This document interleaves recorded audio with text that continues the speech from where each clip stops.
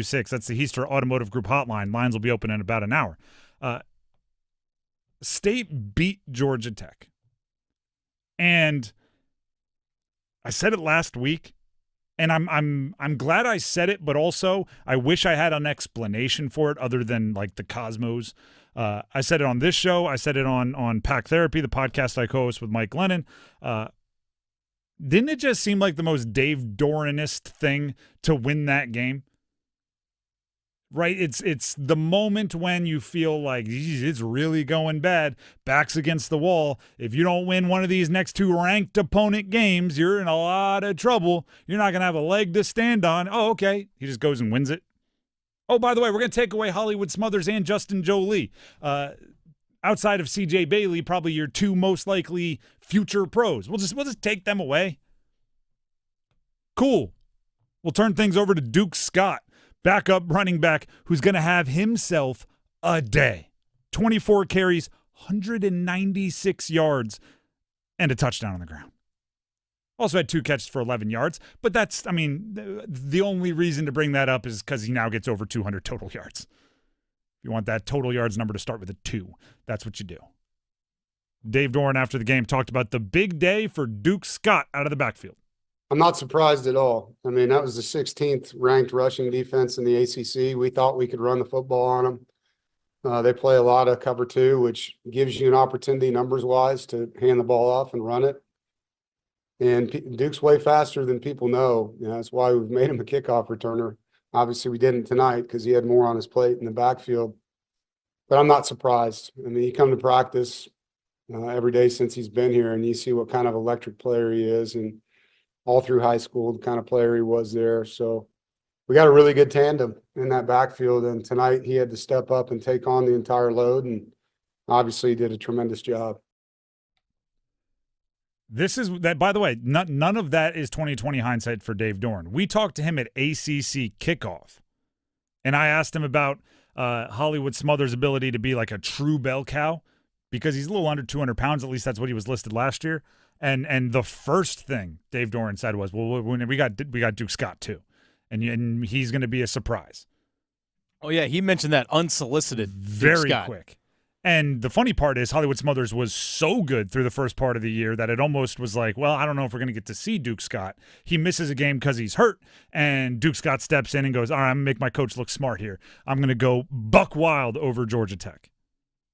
And it was not a one-trick show for NC State. C.J. Bailey, 340 yards, 2 touchdowns through the air, no interceptions, also ran for a touchdown. So that's the kind of balance you're looking for. That was and by the way, that's what they needed, right? This was not stat padding. This was not, all right, we're up by a couple scores. We want to get our running back some yards. We want to get our quarterback some yards. We want to take care of this guy, that guy. It was an old school shootout. Haynes King, quarterback for Georgia Tech, who we've talked about we're a fan of when he's not playing one of the local teams, 408 yards through the air. 2 touchdowns, 1 interception. Also ran 20 times for over 100 yards and 2 touchdowns. 500 yards of total offense. So every time Duke Scott had a big run, every time C.J. Bailey threw a touchdown pass, there was Haynes King matching them, or at least staying on their tail and nipping at their heels, ready to take advantage of any mistakes, and State's offense didn't blink. Obviously,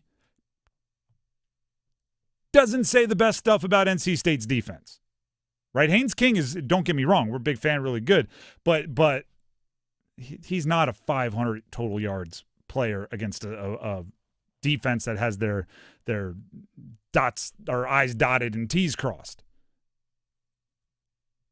So even with a giant win over the number 8 team in the country, you're still moving forward with questions about the defense. It just shows the ceiling for that offense. Wins over UVA and Georgia Tech are pretty good trophies for the wall, right? They're pretty good. Like if you're a hunter and you get them like taxidermied, right? Each win is pretty good sized buck to put over your fireplace. And Virginia's ranked, I think, 12th down the AP. Both they're legit wins. They are legit wins. The issue is with the defense being what it is. And I don't know if there's a magic elixir there. I don't know if there's an antidote, right? The defense is what it is, and they're going to try to make the few plays they need to give the offense a chance. But with the defense being what it is, the challenge is this has to be the standard for the offense. And that is a tall request. All right, you got to score 40. You got to score 40 plus. If you want to win by 2 scores, you got to score darn near 50. That's now what you expect out of this team. Which means, CJ Bailey, I know you're a young quarterback. The consistency is the hardest thing for a quarterback. It's a requirement, right? These pass catchers, Justin Joly in the game or Justin Joly out of the game, it is a requirement that you make plays for your quarterback. Duke Scott, offensive line. It is a requirement, even when you're not playing the 16th best rush defense in the ACC. You may not have to run for 196 on 24 carries, but you have to keep the chains moving. 48-36 is not how many coaches draw up their wins, unless it's like 2007 in the Big 12. I was literally just thinking that. It was like an early 2000s Big 12 game. It's Sam Bradford against Colt McCoy. You're like you're Graham Harrell next week. Like Yep. that's the only place where 48-36 somewhere Mike Leach is smiling. Like that's the only style of play that leads to this intentionally. And just so you know, Dave Doeren has never been that guy. Pros and cons to both ways, but he's not looking to run a Mike Leach style game. He wants to run the ball, control the clock, play defense, and maybe this is his realization that that's not possible with this roster. But the offense is the NC State offense now has maybe one of the simultaneously most fun and most daunting rest of the seasons. Because there's not a single drive they're going to have the rest of the year that they don't get to push the pedal to the metal, right? They get to floor it and go see what they can do. But also, the only way they're going to win games is if they complete it, right? They gotta put the pedal to the floor and not go into the wall. They have to find a way to score a ton of points. They got a bye week this week, then they got to go on the road to Miami, a team that's gettable by looks. I mean, not going to be an easy game, but that could be another top 25 win this season for NC State. Then you finish at home against Florida State and at home against Carolina. A win like this could potentially change your season, right? Because if you, and by the way, Miami, as you mentioned, looks gettable. They also look like if your defense misses a few assignments, they'll put up 45 on you. They'll get you too. So if you build off this, go into the bye week, hit Miami, get that win, then you have very winnable games down the stretch. You're looking at a completely different team if everything goes your way. But I don't think the margin for error is big. I think you're going to have to if you do what I just described, you're probably going to have to average 40 down the stretch. Maybe not against North Carolina, but that's the last one on your list anyway. Don't look that far ahead. But gosh, it's just so Dave Doeren. Oh, everybody's writing us off? Sounds about time for me to fire up some bourbon and cigars after this one, boys. CJ Bailey, not Hollywood, goodness, Duke Scott, lead the way. And that's exactly what happened. I think that's what makes it so frustrating for NC State fans is like you can win this game.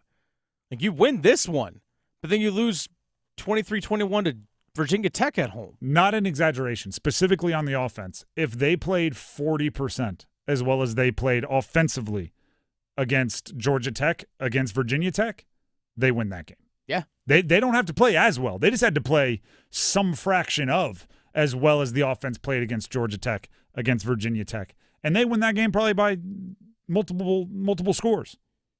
And you're right, that is 100% the frustrating part.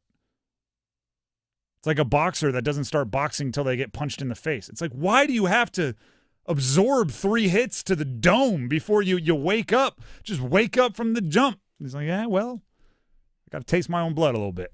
I don't pretend to understand that logic. I don't pretend to understand how this works, but I do know that you felt it. hope of this week. It's like, wouldn't it be the most Dave Doeren thing to win this game? Then we have a 10-minute conversation about why they won't. Yeah. But it felt like one of those Dave Doeren games. I know. We even said it as well on Friday. It's like, Georgia Tech is always due to get upset at some point. This was the one. It was very much just feeling like both sides were due. Yeah. Even though I didn't. I don't want to speak for everybody. I didn't see a lot of logical reasons, especially with the injuries they were dealing with. But college football is a funny place. It is. The Drive with Tim Donnelly, 99.9 The Fan. Before we move on,